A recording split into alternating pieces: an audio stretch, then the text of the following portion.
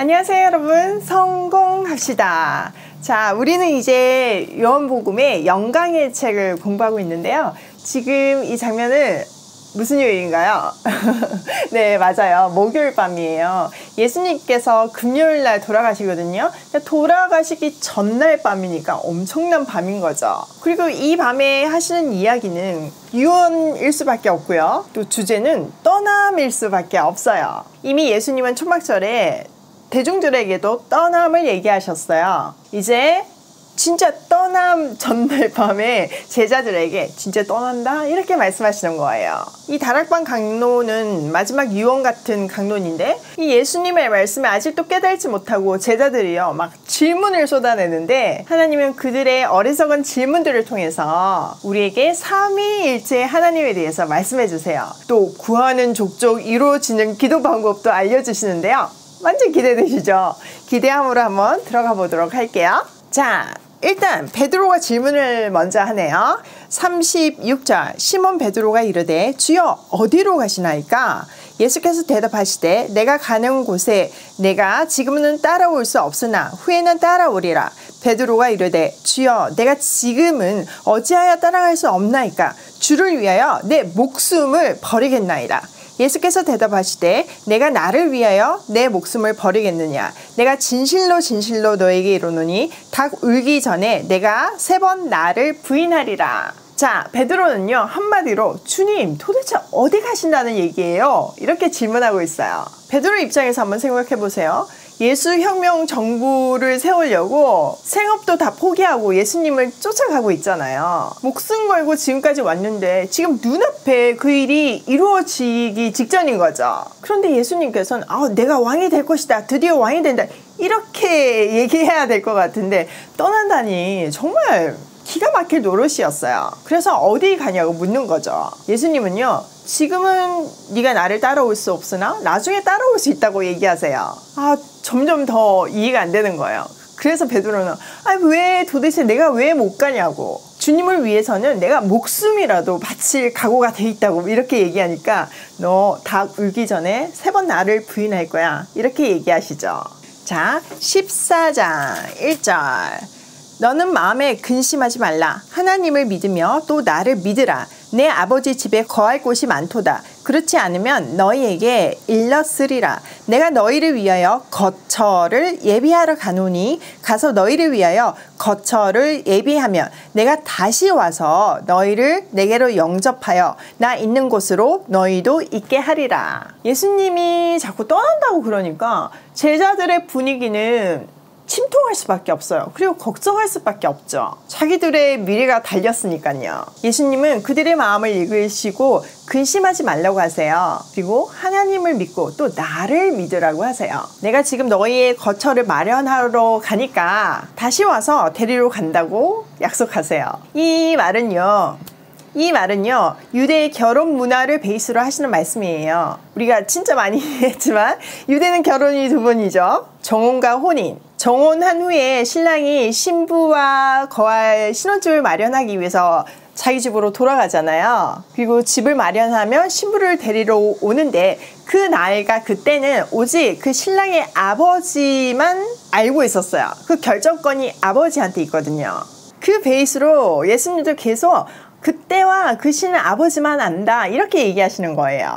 또 요한계시록에 보면 교회와 어린 양의 혼인잔치가 있잖아요. 예수님은 그 재림의 때에 다시 오신다는 것을, 그때 어린 양과의 혼인잔치가 있을 것이라는 것을 당시 결혼 문화를 들어서 설명하시는 거예요. 또 요한은 예수님의 몸을 성전이라고 재해석하고 있어요. 그들이 영원히 거할 이 집은 성자 예수님을 통해 주시는 성령 하나님, 성자 예수님을 통해 주시는 성령 하나님을 통해 하나님의 자녀가 된 모든 자녀를 위해 준비된 아버지와의 연합을 얘기하고 있어요. 자, 4절 내가 어디로 가는지 그 길을 너희가 아느니라. 도마가 이르되 주여 주께서 어디로 가시는지 우리가 알지 못하거늘 그 길을 어찌 알겠사옵나이까. 예수님은요 제자들이 언젠가는 자기가 가는 길을 알게 될 거라는 확신을 주세요. 그래서 도마는요 우리가 지금 주님이 어디 가는지도 모르겠는데 그 길은 어떻게 알겠습니까? 라고 질문해요. 그러니까 도마의 질문은요, 예수님이 가는 곳의 주소를 알아야 가는 거잖아요. 그걸 질문하는 거예요. 솔직히 예수님은요, 3년 동안 수도 없이 어디로 가는지에 대해서 말씀하셨어요. 근데 제자들은 아직도 깨닫지 못하고 빌립은 어디로 가는지 진짜 모르겠고 길도 모르겠으니까 알려달라고 얘기하고 있는데 그 바보 같은 질문에 엄청난 답이 이어져요. 자, 6절. 예수께서 이르시되 내가 곧 길이요 진리요 생명이니 나로 말미암지 않고는 아버지께로 올 자가 없느니라. 너희가 나를 알았더라면 내 아버지도 알았으리로다. 이제부터는 너희가 그를 알았고 또 보았느니라. 한마디로 예수님은요, 아버지가 곧 나다 라고 말씀하시는 거예요. 또 길이요 진리요 생명이신 예수님을 통해서만 아버지께로 갈 수 있다고 말씀하세요. 즉 예수님은 하나님께로 가는 유일한 길이고 그 길의 목적지는 아버지와 함께하는 생명이에요. 8절. 빌립이 이르되 주여 아버지를 우리에게 보여주옵소서. 그리하면 족하겠나이다. 예수께서 이르시되 빌립아 내가 이렇게 오래 너희와 함께 있으되 내가 나를 알지 못하느냐. 나를 본 자는 아버지를 보았거늘 어찌하여 아버지를 보이라 하느냐. 빌립은요, 마음 깊숙이 있던 질문을 꺼냈어요. 예수님, 아버지를 한번 보여주세요. 아버지가 너무 보고 싶어요. 예수님께서 지금껏 아버지가 곧 나다, 나를 본 사람은 아버지를 보았다고 말했지만 여전히 보여달라는 거예요. 아마도 빌립은요, 변화산 사건에서처럼 하나님에 대한 신비적 환상을 바랬을지도 몰라요.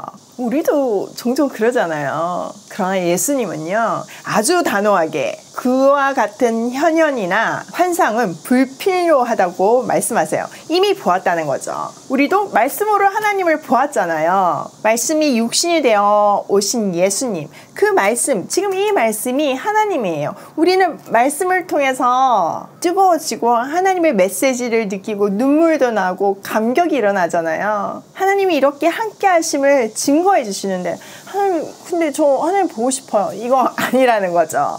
자, 10절. 내가 아버지 안에 거하고 아버지는 내 안에 계신 것을 내가 믿지 아니하느냐. 내가 너희에게 이르는 말은 스스로 하는 것이 아니라 아버지께서 내 안에 계셔서 그 일을 하시는 것이라. 내가 아버지 안에 거하고 아버지께서 내 안에 계심을 믿으라. 그렇게 못하겠거든 행하는 그 일로 말미암아 나를 믿으라. 빌립의 질문이 이끌어낸 것이 이 연합에 대한 개념이에요. 자, 여기서 계속 반복되는 게 뭐죠? 안에. 바로 코이노니아, 연합을 반복해서 설명하시는 거예요. 예수님은요, 내가 아버지 안에, 아버지께서 내 안에 계시다고 말씀하세요. 이것이요, 하나님이 존재하시는 스타일이세요. 우리가 창세기에서 하나님이 세상을 창조하시고 사람을 만드실 때 우리 형상을 따라 모양대로 만들자고 하셨잖아요. 여기서는 모양, 하나님의 스타일을 말하는 거예요. 하나님은요, 성부, 성자, 성령 세 위로 존재하시지만 또 한 분이세요. 성부 하나님 안에 성자 예수님이 계시고 성자 하나님 안에 성령 하나님이 계세요. 참 어려운 개념이죠. 맞아요. 우리는 피조물이고 하나님은 창조주시잖아요. 그러니까 우리가 하나님의 스타일을 다 알 수가 없는 거죠. 이런 예가 있어요. 개미가 땅을 이렇게 기어가는데 메뚜기가 깡총 뛰었어요. 그러니까 개미 입장에서는 메뚜기가 가끔 이렇게 나타나는 거잖아요. 그러니까 신적인 존재죠. 땅만 이렇게 보고 가는 개미에게 메뚜기 존재가 다 이해될 수가 없어요. 마찬가지예요. 뭐 그거보다 더 차이가 나는 이야기죠. 피조물인 우리가 창조주를 다 알 수는 없어요. 창조주의 존재 스타일을 이해하고 설명하는 데는 분명한 한계가 있어요. 그런데 확실한 거는 다른 이방 종교의 합일하고는 다르다는 점이에요. 다른 이방 종교들은요, 합의를 얘기하는데 유일하게 기독교만 연합을 얘기해요. 무당이 신들린 거, 뭐 빙의 되는 거, 이런 거 떠올리시면 돼요. 신과 하나가 돼서 자신의 정체성이 사라지는 거, 그게 합일이거든요. 그런데 성부, 성자, 성령 하나님은 연합이에요. 함께 하시지만 세 분이세요. 우리도 하나님 안에 연합이고요. 우리가 하나님 안에 있지만 우리 캐릭터가 분명히 있잖아요. 또 예를 들어서 부부를 한번 생각해 보세요. 부부라고 얘기하지만 남편과 아내 각각이고 개성도 각각이죠. 이 남편과 아내가 사랑으로 연합해서 우리가 부부라고 부르잖아요. 연합은 이런 개념이에요. 예수님은요, 아버지와의 연합을 말씀하시며 이해가 안 되면 내가 하는 일들, 표적, 아들을 통해서 일하시는 아버지를 통해 연합을 믿으라고 하세요. 자, 12절. 내가 진실로 진실로 너희에게 이르노니 나를 믿는 자는 내가 하는 일을 그도 할 것이요 또한 그보다 큰 일도 하리니 이는 내가 아버지께로 감이라. 너희가 내 이름으로 무엇을 구하든지 내가 행하리니 이는 아버지로 하여금 아들로 말미암아 영광을 받으시게 하려 함이라. 내 이름으로 무엇이든지 내게 구하면 내가 행하리라. 자, 이것이 우리가 예수 그리스도의 이름으로 기도하는 이유예요. 솔직히 너무나 놀랍고 설레는 말씀이죠. 이 말은요, 예수님에 대한 믿음은 예수님이 행하신 능력을 하나님으로부터 우리에게 가져다 준다는 이야기예요. 믿음으로 우리가 하나님하고 연합을 하면 아버지와 아들이 가진 능력이 우리에게 공유가 된다는 이야기죠.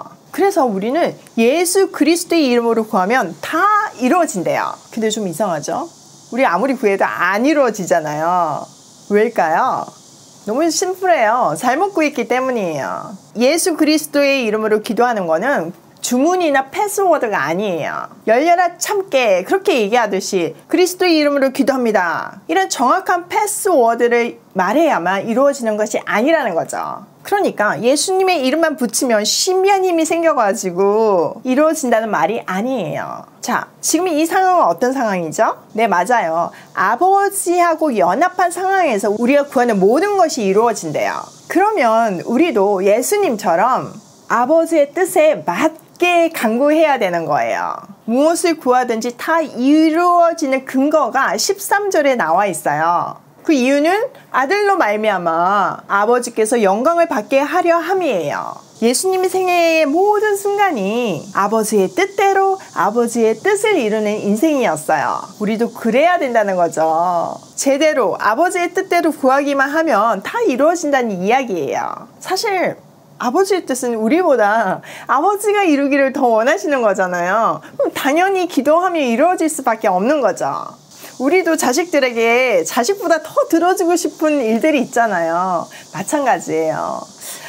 참 쉽지만 참 어렵죠. 베드로와 빌립은요, 아주 한심한 질문을 했어요. 그런데요, 예수님은 니네 너무 한심하다 막 혼내지 않으시고 그 질문을 통해서 우리에게 비밀을 알려주셨어요. 우리 인생도 마찬가지예요. 우리에게도 늘 베드로와 빌립과 같은 주구장창 듣는데도 계속 질문하는 질문들이 있잖아요. 아무리 알려주셔도 뭐 모르겠다고 우기고, 아무리 보여줘도 못 봤어요 라고 우기잖아요. 그러면서 또 보여주세요, 말해주세요 이러잖아요. 놀라우신 하나님은요, 그런 우리를 통해서도 하나님의 일을 이루어가세요.